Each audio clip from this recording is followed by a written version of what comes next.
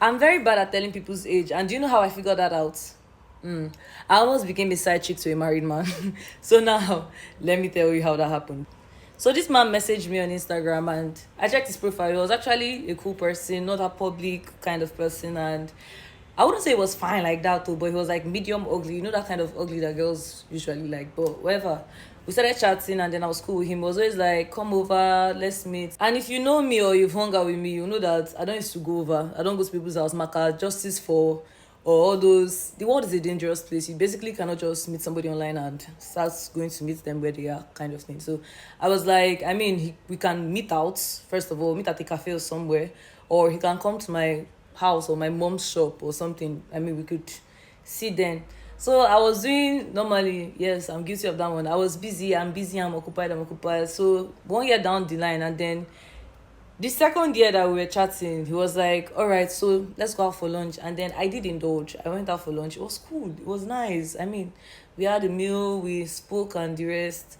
It almost ended in a kiss, but obviously I cannot kiss strangers because of herpes and, I mean, kind of diseases. So I was like, all right, it's too early for that. I really cannot do that. But we are cool too. I would still want to hang out with you another time. We did hang out again. And then when I do shows or anything, he used to support me, send me money and shit. But one of the things I didn't like was that I had to ask him for money before he sends money. Like, I prefer intentional men. Like, Igbo men now, you don't have to ask. They will just, "Fiam." I sensed your suffering, and then I'm gonna, that was my affinity with Igbo men at the end of the day. But that was it though. So he used to support when I tell him, "Yo, see, I'm down, I need this amount of money," and it's like, "All right, I'll send it tomorrow." And he actually does send the money the next day, kind of thing. So it was cool generally. And then at one point I was like, "All right, let me finally come over. You're a cool person and stuff." So I did go over, and then we started talking. We watched a couple of movies, but normally if things starts getting sexual, I'm going back to my father's house.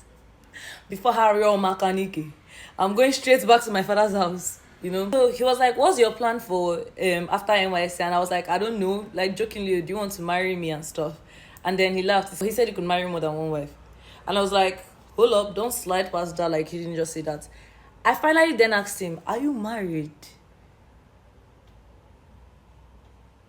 He said he was married with kids. He was married with full grown pet sperms. He was married. At this point, I was like, "You were married with children, and we've been talking for over a year. Not once did you mention them. Not once did I hear I'm going home to my kids, or I need to go to Lagos to see my wife, or I need to go to this state, or my children." Not once did you mention them.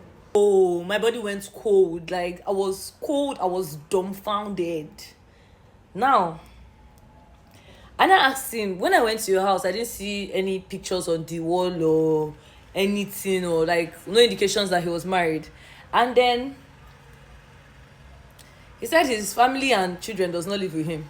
I said, "Where do they live?" He said they live in Lagos. "So you have a house and then you have another house where your family lives in Lagos?" He was like, "That house is just a house that him and his friends used to go to." You took me to your whore house. You really had the audacity to invite me to where you and your friends used to carry young girls and go. So I was a statistics. I was not special. I was one of the young girls you guys used to carry to that place to do nonsense so that your wife will not find out. And I was sure that his wife didn't even is not even aware that he has that property in Lagos, first of all. And I was crazy. I was dumbfounded because, first of all right. So let me take you a step back. I thought that this guy was 28, 29. What even made me start asking questions was when I showed my dad his pictures and stuff. Because I mean, I'm my dad are that close. Like, we do talk about guys. When I showed my dad his picture, my dad was like, "This is not a young guy.